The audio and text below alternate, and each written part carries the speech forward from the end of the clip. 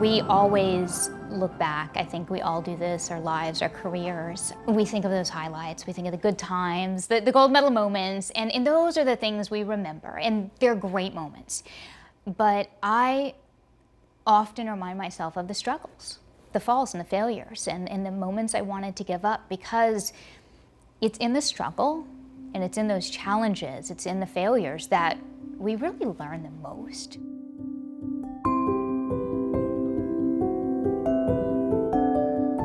I was 9 years old at my first state competition, and I went up my first event, fell on beam, and I was devastated. But I'll never forget that competition because of the lesson that I learned. I ended up winning the competition, winning states that year. And it was that huge lesson of, you get back on the beam, you cry about it later if you want, but in that moment, you've got 30 seconds to get back up and finish that routine and minimize those deductions as best you can. And you just never know what's gonna happen. And it's really interesting because that's kind of my 1996 Olympic beam routine. And in that competition where I stepped out of bounds on the all-around, I fell on the vault during the vault final, and then had to put that behind me for beam.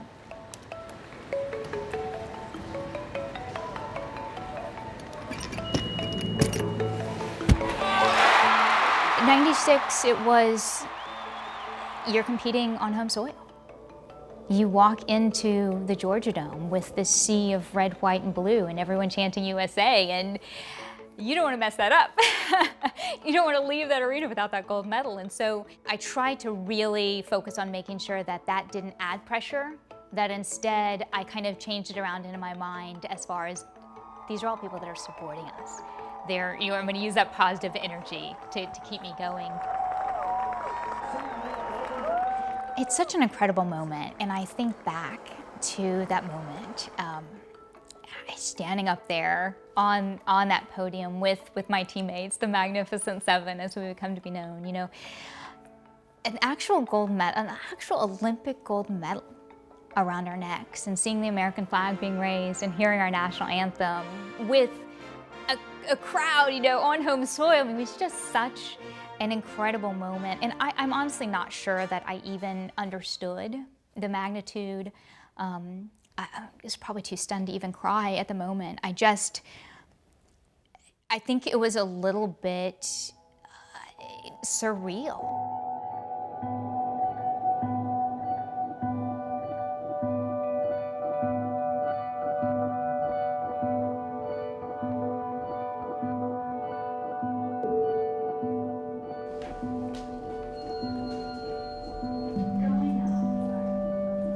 You know, I wasn't thinking twice about whether or not I'm healthy, and I just, cancer. I mean, cancer just wasn't on my radar. And that morning, in the span of, I don't know, maybe 10, 15-minute visit, I got the shock of my life. Of course, I was very focused on preparing and going through what I was going to go through, and trying my best not to ask the question, is my son going to have a mother? And it was every ounce of energy I could have to just try to keep that question at bay.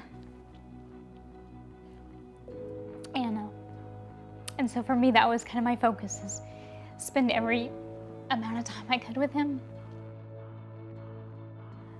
The first week of chemotherapy was an eye-opener for me. You know, I was ready. I've given myself these pep talks because I'm an athlete, and I'm gonna do this, and you were an Olympic champion, you could do this, and everything you'll tell yourself just to get through. And that first week of chemotherapy, I was 5 days in a row on, and by Friday, I couldn't keep down food, couldn't keep down water.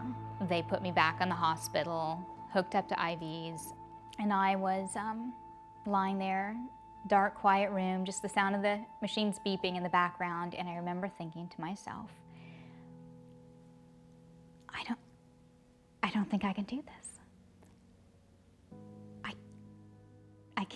I don't know how to do this. And I couldn't see a way through. And I remember at that moment, at that, almost that breaking point, a nurse walked in. And I don't know what she did or said. I just remember that moment because it was kind of like, the light bulb comes on and there was the word team.